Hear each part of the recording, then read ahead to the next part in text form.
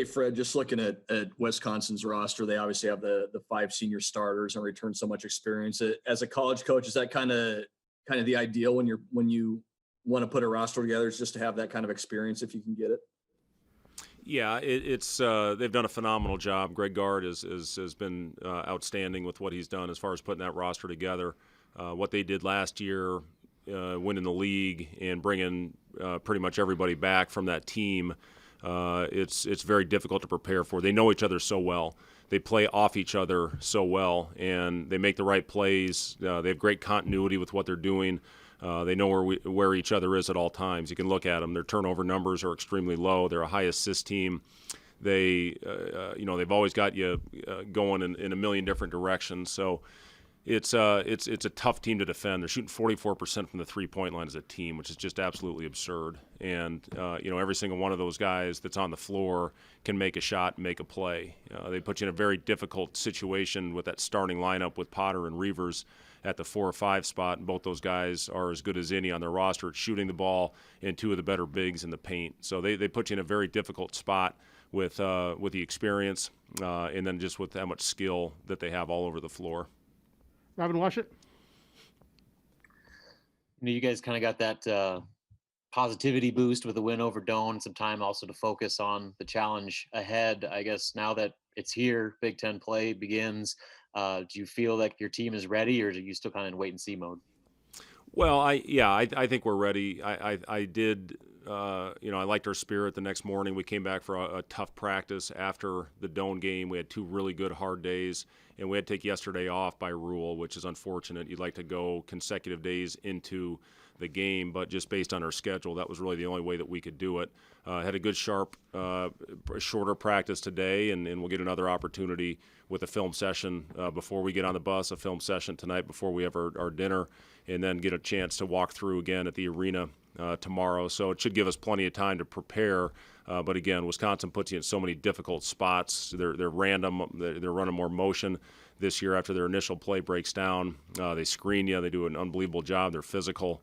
They do so many things that make it difficult on the defense. But, I think our guys are in a good place, and hopefully we go out and play well and give ourselves a chance. I just wanted to ask you one more, too, about this game getting moved from today to tomorrow. What led up to that? And I know that gives them another day to prepare, gives you one less day to prepare for Michigan. I guess what was kind of the thinking behind that? Yeah, the Big Ten reached out to us and asked if we would be willing to push the game back a day. They needed to have a makeup game with the ACC Challenge, and we felt if it was good for the league that we would adhere to it. So, again, we've had days to prepare. It does give us one less day to prepare for Michigan, but we still get 2 days after this one. Again, that was one of the reasons we had to take the day off yesterday, was to give ourselves the 2 days to prepare going into the Michigan game. But we felt if it was good for the league, then absolutely we would do it. Sam McEwen? Hey, Fred, big picture question here. How much better equipped are you this season to handle team size? Wisconsin and Michigan will present a challenge. Both of them will this week. How better equipped do you think you are? Well, we're longer across the board, Sam. That's certainly one way to look at it. Not many teams that we're going to play are going to have 2 7-footers in their starting lineup that are as skilled, both inside and out, as Reavers and Potter are in this Wisconsin game. But we feel good about Eduardo coming back. He certainly can give us some quality minutes with his length. Ivan obviously has had a lot of experience playing in the Big Ten, one of the few guys on our roster that has experience playing against the physical bigs that are in this league.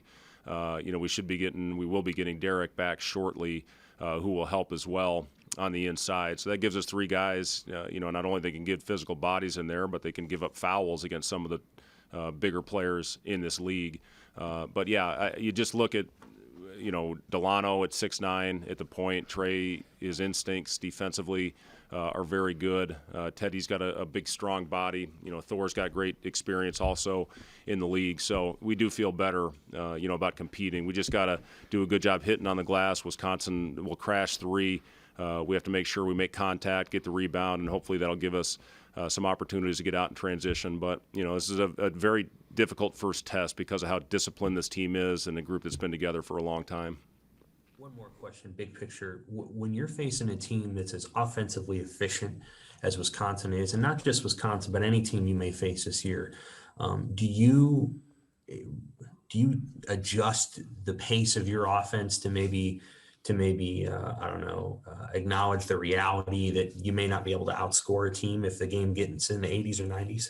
Yeah, we want good quality possessions. Wisconsin does such a good job of guarding the ball and getting into their gaps and protecting the paint, protecting the lane.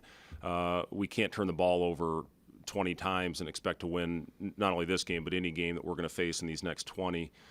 We have to be aware, and we watch film. They're top 10 in the nation in shot blocking as well. Reavers and Potter, Ford, their guards. They've got great length in there at the rim, so we have to be selective if we do get into the paint and try and spray out and hopefully knock down some shots. But Wisconsin, they take care of the ball, and with them sitting in gaps, they can turn you over if you try to drive into small spaces. So we have to be patient. If the initial thrust and the initial play isn't there, we have to trust the offense, get good movement, and hopefully get a quality shot on the board.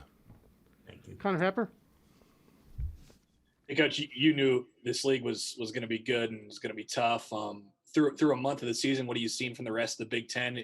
Is it possible that it's maybe even better than you thought it was going to be? I guess, what have you seen so far?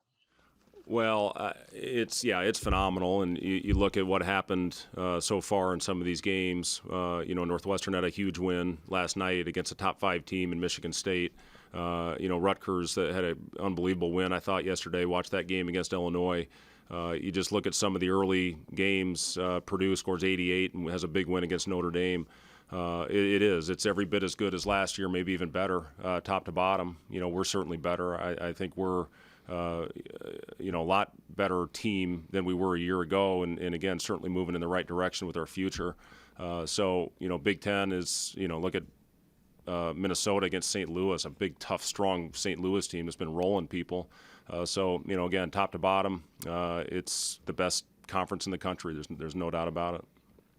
How do you kind of prepare the guys for the attitude of, there's no breaks from now on? I mean, outside of what the schedule kind of gives you with the weeks off in there, but just night in and night out, every opponent being as good as they are, like you said.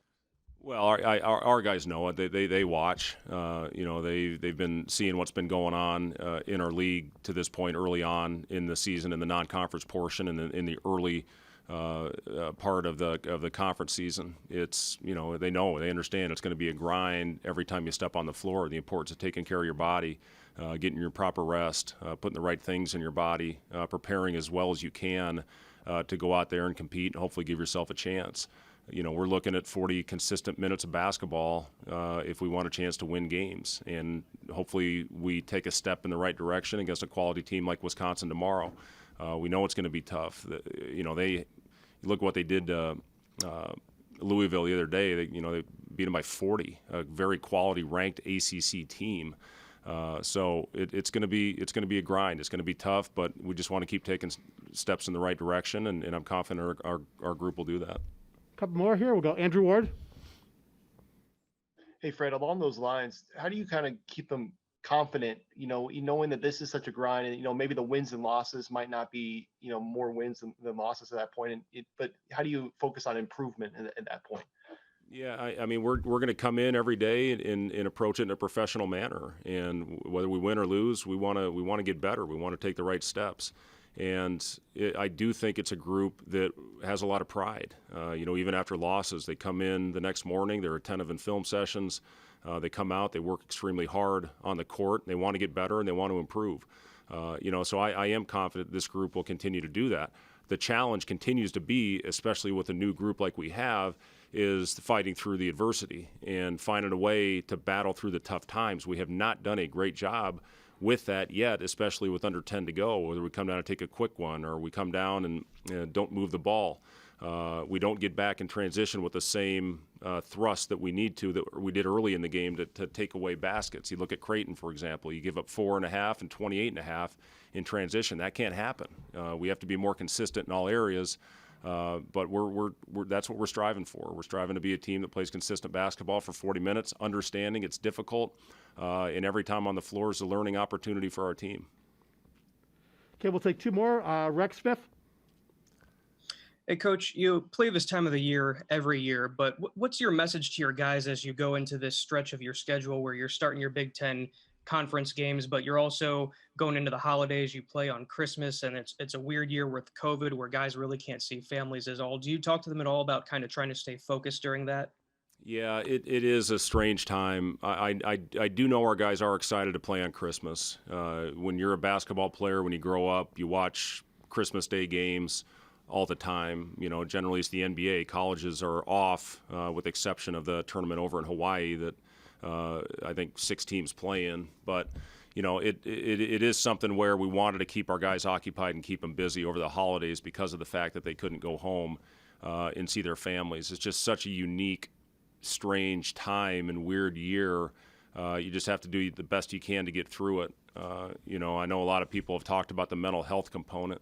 You know, trying to keep them upbeat, trying to keep them occupied, trying to keep them busy as we possibly can with no school right now. You know, without being really, most of them for the first time in their lives, not being with their families for the Christmas holiday. So, you know, our guys know that we're here for them, and we'll do everything that we can to get them through this time and to hopefully make them as comfortable as possible.